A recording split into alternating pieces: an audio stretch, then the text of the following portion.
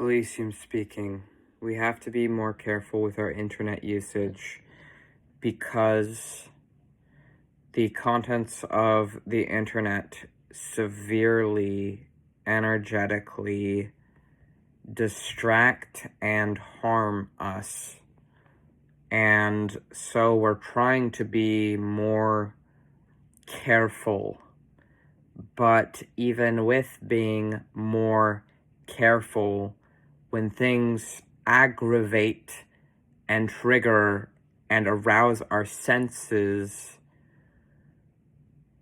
it seems like we're not always sure what to do with those feelings. And sometimes the answer is to meditate, to transform them, and sometimes the answer is to fight with them or to use those feelings in a mirror or deflection. But doing so in the past has led to getting met with more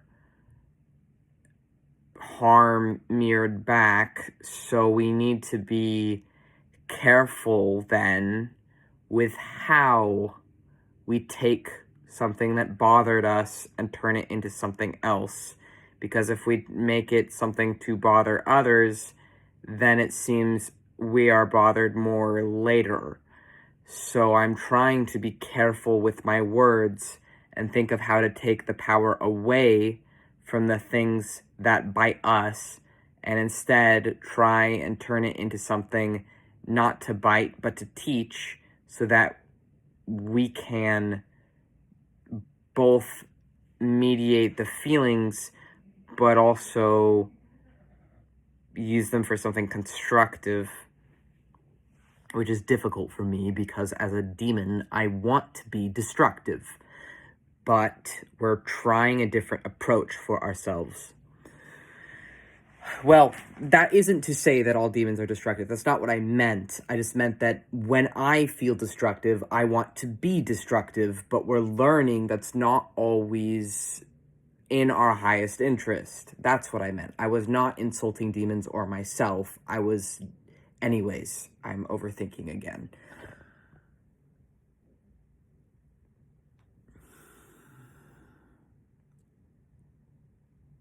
It is hard when we were conditioned and taught to emotionally respond to things that bother us, so then our captors and our tormentors could use those emotions and use our larger response to the harm they put us through or different things to then be like, see, this child is selfish and crazy. What did I say? And then talk behind our back and do things to leech off of us and vampire off of us.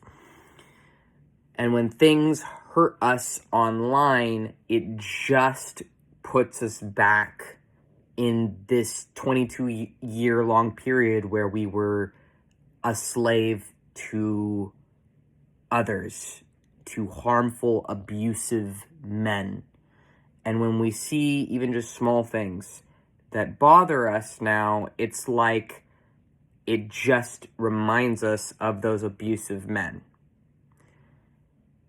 And it's very hard it's hard to learn how to find balance when I'm still stuck in certain patterns that have been conditioned into us from very, very young age from abusive men.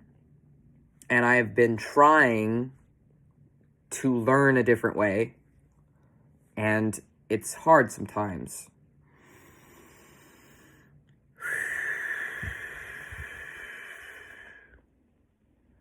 I focus on the feeling.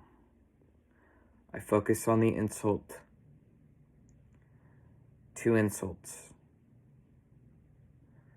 One insult is the reminder people do not see us as people, and they're trying to teach people that we're dangerous, that our minorities are a threat, that our minorities are are not deserving of equal treatment, of dignity, of love, and kindness.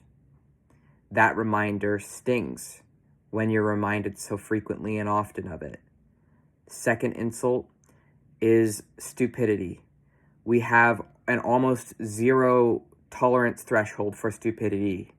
We struggle very, very strongly to not feel immediate rage at misinformation or what we perceive to be misinformation.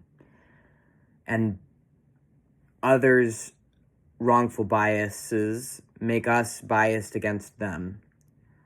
And when someone who is presenting themselves as a spiritual expert mixes in some truth with some lies and deception and ableism, it makes us angry because part of what they're saying is good, and then the other part is fucking dangerous to be saying. And they don't recognize it as ableism.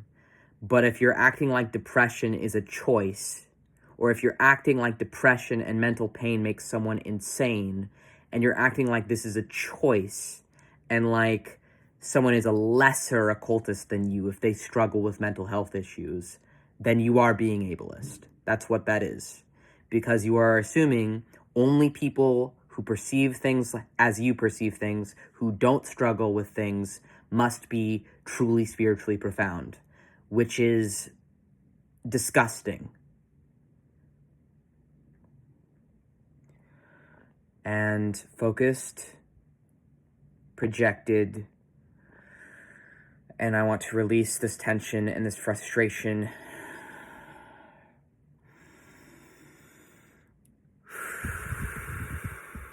And it is mirrored in what I hope is a way where we won't be met with destruction back, but where we're getting it out of our body.